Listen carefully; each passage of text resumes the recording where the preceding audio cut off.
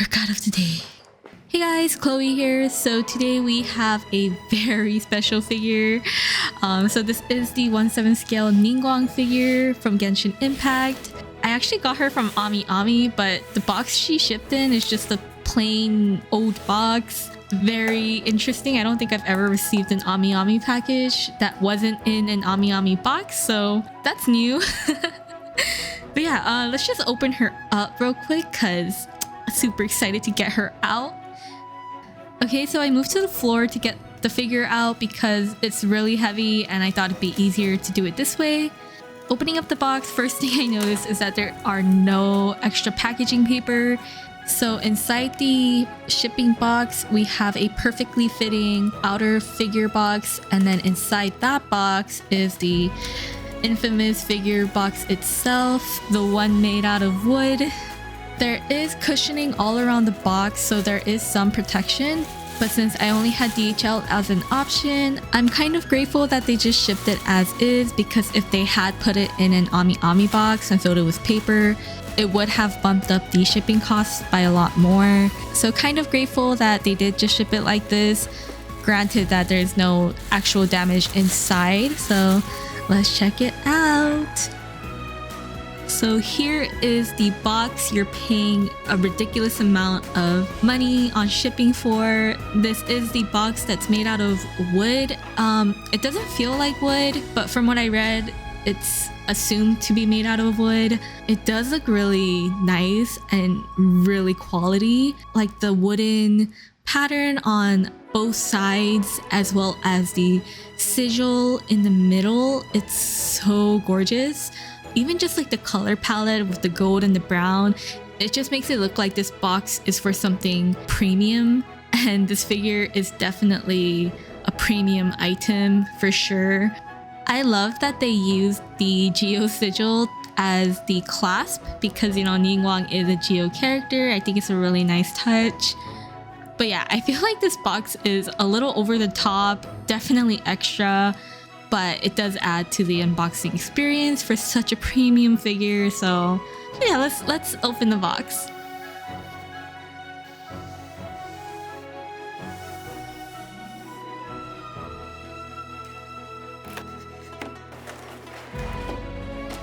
So the only other item inside the box is the instruction manual. So I'm gonna put it together and I'll be right back. Okay, so here she is, fully assembled and so gorgeous. So this is the 1/7 scale Ningguang figure from Genshin Impact by Apex Toys. I got her from Ami Ami for about 27,000 yen, and I paid about 14,000 yen for shipping via DHL. Low-key, I was expecting to pay upwards of 20 to 30,000 yen for shipping alone. So I'm really grateful that she somehow came out to be cheaper than the Raiden Mei Hershey of Thunder figure, as well as the Yai Sakura figure. But I did see that some people got invoiced really high for shipping. Like, I think the most I saw was around 50k, so it's definitely depending on where you live, which is unfortunate because this figure is really beautiful, but I think shipping is gonna kill it for a lot of people. But anyway, gonna stop rambling there. Let's talk about the figure itself. It was really easy to assemble, which I am pleasantly surprised with. I think I've struggled with every Apex figure that I opened in the past, but this one was relatively easy. There was only one difficulty I had, and that was on the base. So the base is a giant square. It is massive and will take up an entire DTOF space, so I'm gonna have to kick some figures out. There are a few decorative pieces that attach to the base really easily. The only real trouble I had with the base was attaching the smoke effect piece to the incense burner. I've seen pictures and it does go in all the way, but it's really tight, and I was scared that I would like break the piece, so I just left it halfway in. But the top part of the smoke does attach easily to the hole it goes in. After setting that up, I just put Ningguang in the middle of the base so I could kind of figure out where the remaining pieces go, which are the open scroll, as well as 5 rolled up scrolls and the pot that those 5 go in. All of them are really nicely detailed, by the way. Shading, color, details, really nice. Okay, so this lantern does light up, but I don't have the battery for it because it's sold out in my area. But supposedly this brown scroll acts as sort of like a remote. There's like a magnet in there that will turn the lantern on and off if you just tap it against the side like this, I'm assuming, according to the manual. But yeah, I just thought that was really neat. But enough about the base, let's talk about the figure itself. Let's talk about Ningguang. Right off the bat, let's talk about her face sculpt. I think it's perfect. She looks so good and amazing. Her eyes are perfect and she has a light blush across her cheeks. Such a nice detail. And also, I think she looks good in any angle you view her. Like, that's how good it is. Because, you know, it's not always the case when it comes to figures. They can look kind of weird in certain angles. But with this one, any angle, perfection. So moving on, let's talk about her outfit real quick. It's so gorgeous. Oh my god.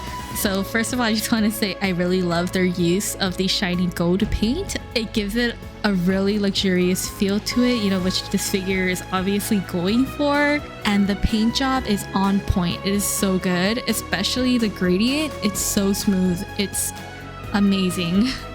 Also, the little details on her outfit is so beautiful, like the print, and then the geovision, of course, is really nice to look at, and it's like really crisp, so it does look really high quality as well, even though it's so tiny.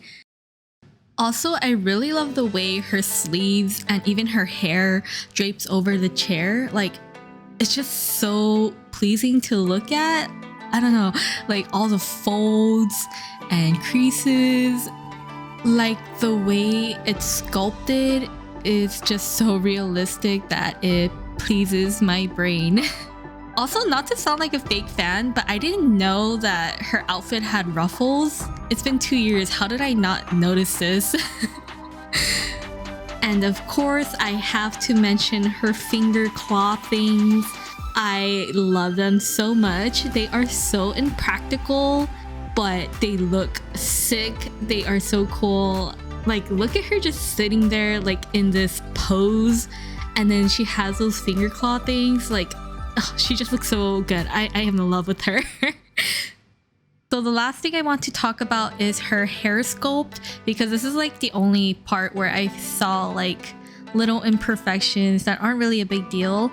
The only other imperfection that I saw that wasn't on the hair was a paint chip on her armband thing. But other than that, it's just the hair. It looks like a figure molding issue, or it could be paint damage.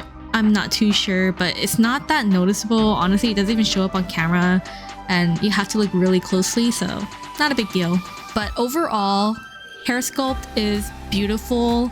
They already had me with the bottom half of the hair like so beautifully sculpted, but even the top half with like her bun with the hairpin going through it and her bangs being all swoopy, oh, it's so beautiful. And honestly, that just sums up my feelings for this figure. It's beautiful, I love it, it's gorgeous, stunning. And I'm just so happy that Apex really nailed it with this figure, because she was like my first like Genshin character that I immediately took notice of before release. And I feel like this is the best Genshin figure released or announced. Like, none of them compare to this.